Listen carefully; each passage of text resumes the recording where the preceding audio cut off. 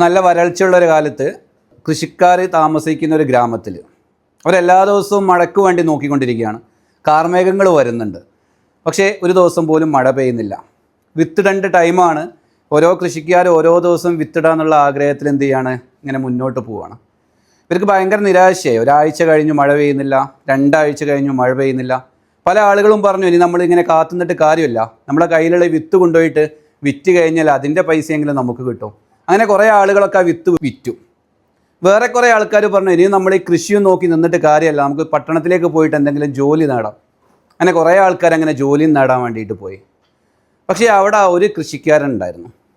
ആൾ തീരുമാനിച്ചു, എന്ത് തന്നെ വന്നു കഴിഞ്ഞാലും മഴ എന്നെങ്കിലും പെയ്യുമല്ലോ, ആ സമയത്ത് എനിക്ക് എന്ത് ചെയ്യാം, വിത്തിടാം. ആൾ മഴ നോക്കി എല്ലാ ദിവസവും പ്രതീക്ഷിച്ച് നിൽക്കും. ആ പ്രതീക്ഷയോട് കൂടി തന്നെ ആ വയലിലേക്ക് പോയിട്ട് നിലം അയാൾ എന്ത് ചെയ്യും, എല്ലാ ദിവസവും നികത്തും. മഴ വന്നു കഴിഞ്ഞാൽ വെള്ളം തടഞ്ഞു നിർത്താനുള്ള ചാലുകൾ അദ്ദേഹം എന്ത് ചെയ്തു, ഓരോ ദിവസം റെഡിയാക്കി വെച്ചു. കുറച്ച് ദിവസം കഴിഞ്ഞപ്പോൾ ഒരു മഴ പെയ്തു.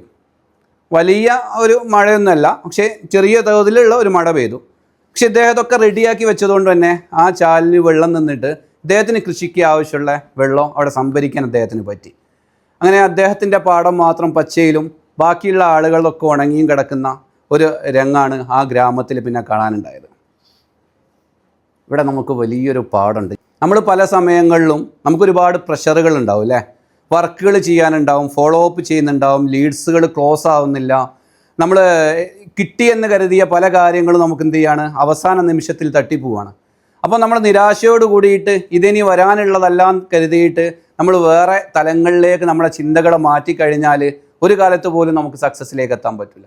ഏതൊരു കാര്യത്തിനും ഒരു കാലഘട്ടം വരും. ആ കാലഘട്ടം വരുന്ന സമയത്ത് അതിനനുയോജ്യമായ ഒരു സമയം വരുമ്പോൾ നമ്മൾ പ്രിപ്പയർ ആയിരിക്കണം. അവിടെ നേരത്തെ കൃഷിക്കാരൻ ആ പാടത്തിൽ ചാല് കെട്ടിവെച്ചത് കൊണ്ടാണ് ആ ചെറിയ മഴയെ അദ്ദേഹത്തിന് സംഭരിച്ച് വെച്ചിട്ട് ആ കൃഷിക്ക് വേണ്ടിയിട്ട് അദ്ദേഹത്തിന് യൂസ് ചെയ്യാൻ പറ്റിയത്.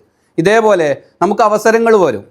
ഈ അവസരങ്ങൾ വരുന്ന സമയത്ത് ആ അവസരങ്ങളെ ആക്സെപ്റ്റ് ചെയ്യാനുള്ള ഒരു പ്രിപ്പറേഷന് നമ്മൾ ഓരോ സമയത്തും ചെയ്തുകൊണ്ടിരിക്കുക.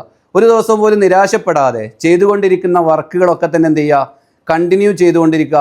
മഴ ഒരിക്കലും വരും. എല്ലാ ദിവസവും മഴ ഇല്ലാതിരിക്കില്ല. മഴ വരുന്ന സമയത്ത് നമുക്ക് എന്ത് ചെയ്യാൻ പറ്റും, ആ കൃഷി ഇറക്കാൻ പറ്റും.